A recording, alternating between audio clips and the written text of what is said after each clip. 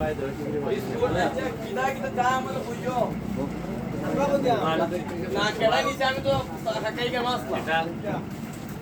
জিনিস তোমরা বল, আমরা যারা গ্রামে আসি শহর থেকে, আমাদের কিন্তু জীবনের একটা লক্ষ্য থাকে। লক্ষ্যটা কিটা যে আমরা সাধারণ মানুষের কিছু উপকার করতে চাই, সাধারণ মানুষের কষ্টের কথা শুনি। অনেকে দেখবা ঢাকায় দেখবা সুইসাইড করে, আত্মহত্যা করে। তো এদেরকে আমি মাঝে মধ্যে জিজ্ঞেস করেছি কি কারণে আত্মহত্যা করে। দেখা যায় যে যে আত্মহত্যা করতে চায় সে জানে না যে বাংলাদেশে বড় সংখ্যক একটা মানুষ আছে, তারা একটা দিন বেশি বেঁচে থাকার জন্য কত কষ্ট করে। কারো ক্যান্সার হয়, কারো নানা রকম যন্ত্রণা আছে, এগুলা না দেখলে তো বুঝতে পারে না।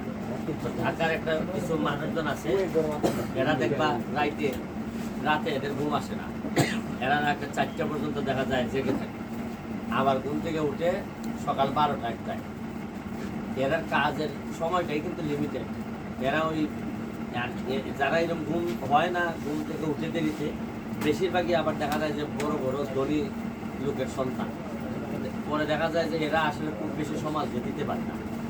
তো এইসব ছেলে মেয়েদের উদ্দেশ্যে আমার একটাই বক্তব্য যে তোমাদের লাইফস্টাইল তোমরা হ্যাপি হয়তো, কিন্তু ভাই আসো একটু গ্রামে, তুমি তোমার বাবার গ্রামে যাও, কষ্ট হবে, রাস্তা ভালো না, কিন্তু জীবনের কিছু মিনিং, অর্থ খুঁজে পাবা। যে জীবনে শুধু নিজে ভালো থাকার মধ্যেই ওই শান্তিটা নাই, যে শান্তিটা অনেকজনকে সাথে করে নিয়ে ভালো থাকা।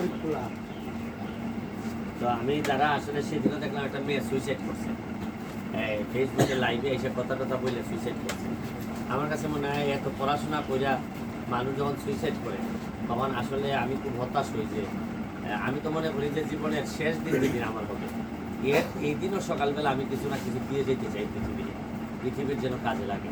কিন্তু তারা কিভাবে এত ইয়াং মানুষগুলো সুইসাইড করে আমি আসলে বুঝতে পারি। এটা আমার কাছে এক এক সময় মনে হয় যে এটা এক ধরনের ওষুধ মনে হয়, নাইলে এইভাবে মানুষ তার জীবন তারে শেষ করে দিতে পারে না। জীবনে কত সুন্দর জিনিস আছে দেখো, চাইলে কত মানুষের সেবা করা যায়। এই যে আজকে আমরা সকালবেলা 9টার সময় বের হয়ে গেছি, আজকে হয়তো সারাদিন আমরা বিভিন্ন ভাঙ্গন, মানুষের কষ্ট এগুলো দেখার চেষ্টা করবো, কিছু প্রাণ মানুষকে দিব। কিন্তু এই যে মানুষ হিসাবে মানুষের সাথে যে ভ্রাতৃত্ব, মানুষের প্রতি টান, এই টানই তো মানুষের অন্যরকম প্রাণীতে রূপান্তরিত করে, আশরাফুল মাখলুকাত বানায়। কিন্তু বেশিরভাগ মানুষ জানেই না আসলে তার উদ্দেশ্য কী, সে জানেই না যে তার বেঁচে থাকার মিনিং কী। ওই লেভিশ লাইফ লিড করতে করতেই দেখা যায় যে জীবনের বেশিরভাগ সময়টা সে কাটাই দেয়। শেষ বয়সে এসে দেখা যায় যে সে বুঝতে পারে যে না, আসলে অনেক বড় ভুল হয়ে গেছে। তাই আমি মনে করি যে সবাই আসুন, নিজের এলাকায় আসুন, তৃণমূলে আসেন, বিভিন্ন যেভাবে পারেন কাজ করেন মানুষের জন্য। কারণ যদি লন্ডনে বা আমেরিকায় জন্ম হইতো তাহলে বলতাম না আপনাদের, কিন্তু জন্ম যেহেতু বাংলাদেশে, এখানে অনেক কাজ আপনার রয়ে গেছে, এগুলো শেষ করতে হবে। Thank you.